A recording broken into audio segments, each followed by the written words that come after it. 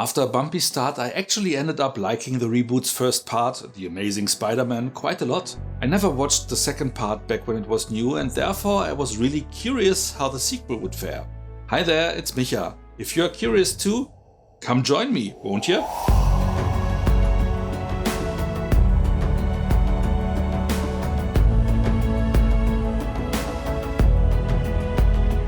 Peter somehow manages juggling his private life and secret persona surprisingly well.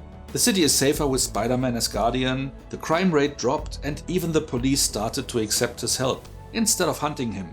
As Peter, he is happily dating Gwen Stacy, graduated high school and has most things under control.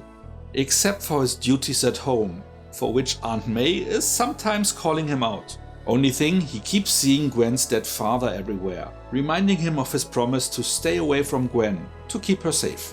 For that reason, he apparently pushed her away more than once, and is about to do that again, but she breaks up with him as she just can't stand his back and forth anymore. This of course doesn't mean that he would stop having a protective eye on her whereabouts. Meanwhile, the mild-mannered introvert Max, who is constantly exploited by his colleagues and superiors at Oscorp, falls victim to a school of genetically enhanced electric eels while being accidentally electrocuted. Waking up with the power to channel electricity but not able to control his powers yet, he is antagonized by the police and consequently by his former hero, Spider-Man, who saved his life once. Now he blames him to be incarcerated. At Oscorp, Harry Osborn is inheriting the company after his father, Norman, died from a hereditary sickness that starts to show in Harry now.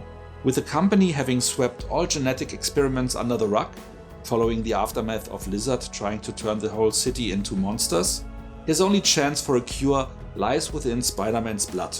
As Harry is a childhood friend of Peter, who also in this movie is Spider-Man's main photographer, he asks him for his help to get a blood sample. Knowing the risks firsthand by seeing Dr. Connors turn into a monster, Peter cannot go through with that. Fortunately for Harry, the Spider-Venom is still stored secretly in the Oscorp building's basement.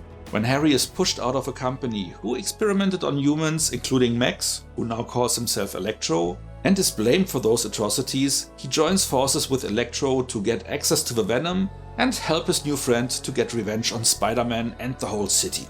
The second entry in the Amazing Spider-Man franchise hits the ground running. With all major elements already introduced in part 1, we dive directly into the action. And I have to say that the effects look great. Like before, the camera follows the action and the characters, is quick and dynamic without getting too hectic. At any given time you can exactly see what is happening and who is performing what action. No need to start blinking or covering your eyes to grasp what is going on. In contrast to, let's say, Spider-Man Part 3. I could only make out 2 or 3 sequences that were a little bit less convincing and looked blatantly animated, but that was it. They upheld the topic of making Gwen a strong and independent woman, who doesn't need a man to think for her. She is very perceptive and even knows that Peter pushes her away for being haunted by his promise. Not having this constant back and forth, it is her who breaks up with him, before he can start the cycle again. She also won't have it when he tries to keep her away from danger. I'm coming with you. Why? It's too dangerous. Sorry, I love you. Don't hate me. Peter! Making it clear that it is her choice as to what she is willing to risk, not his. Something that he, not overly happy, ends up to accept. But this time around, except for this back and forth, Peter also seems to be more perceptive, knowing exactly what to tell his aunt, as she thinks his search for his parents is to replace her. In a very sensitive way, he explains that he just needs to understand what had happened. Like in the previous movie, the main characters are better developed as in the original trilogy, though Harry and Max could have been fleshed out better. But at least they created characters who do not act completely stupid. Best noticed in the scene where Harry sees Spider-Man working together with Gwen. A quick look back and forth and he understands that Peter is the person underneath the mask. Something the leads in the old movies would have never been capable to deduce. I am particularly fond of the way Spider-Man talks to himself and to others, with witty quips for the bad guys, reinforcingly positive messages for the bystanders, and self-motivating one-liners to himself. Pretty close to what he does in the comics. Something I only now notice to be missing in the original trilogy. They also kept up the topic of Aunt May very likely suspecting Peter to be Spider-Man, though she never really puts him on the spot. Would have been nice to see him spill the beans, but well, you can't have it all. The usage of music was very interesting in this one, especially in the scenes in which Electro has his first contact with people and the music basically tells us his thoughts. Or the other way around. We hear his thoughts but in a musical way. No matter how you look at it, it was cool. The only really off-putting part of this movie was Harry's character. From the start he comes across as weird at minimum and otherwise just plain creepy. I guess that was intentional but made it hard to believe that he is Peter's friend. Sure, they haven't seen each other for 8 years, in which Harry was ostracized in boarding schools, but it still doesn't explain why Peter doesn't seem to notice his creepiness factor. As I mentioned, I rewatched all other Spider-Man movies for this review, but this one I saw for the very first time. I always heard critics saying two things about this movie. First off, that they again stuffed too many villains into this movie, 3 all in all, like in Spider-Man 3, as if they haven't learned from that. And that the movie ended mid-fight was a downer for some reviewers.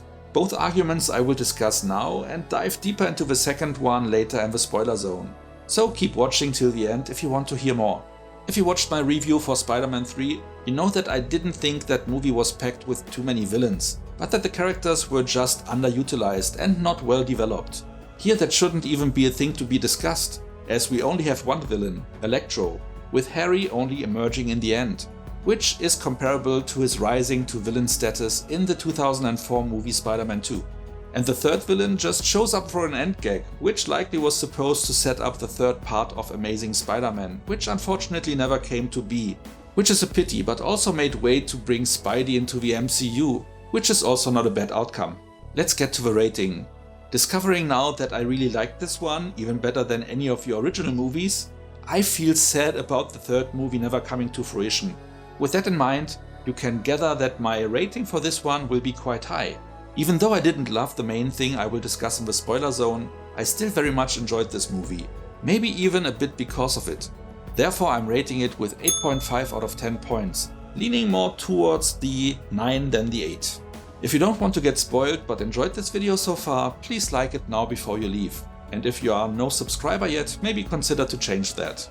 If you don't mind spoilers or have already watched the movie, please follow me into the spoiler zone.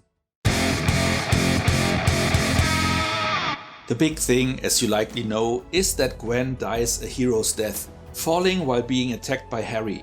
Peter tries to save her and does manage to stop her fall with his web shooter, but the abrupt stop broke her back, killing her immediately. I would have preferred a happy ending and was shocked, but can't deny the emotional impact the scene had on me. In the concept of the movie and regarding the end, it completely makes sense, as this triggers a period of several months in which Peter stops being Spider-Man, giving into his pain and sadness.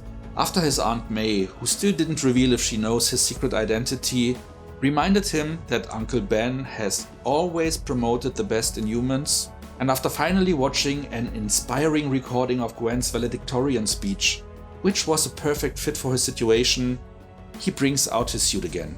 When Harry, from inside Ravencroft, Marvel's asylum for the criminally insane, coordinates the assembly of a team of villains, likely to be the Sinister Six as implied by the gadgets displayed in the end sequence, and unleashes Rhino, a mechanical monster on the city, the hero triumphantly returns to the public, which makes for a nice ending of this story arc. There the fight stops in the middle of the action, which makes sense in many ways. Mainly as the scene was just meant to show that Spidey is back to continue the good fight, and also, why resolve the first confrontation with the Sinister Six there and then, when this was likely the setup for the next movie in the series. It would have been interesting to see what they had in store for the next movie, especially since the story around the parents remains unsolved. I once told you that secrets have a cost. The truth does too.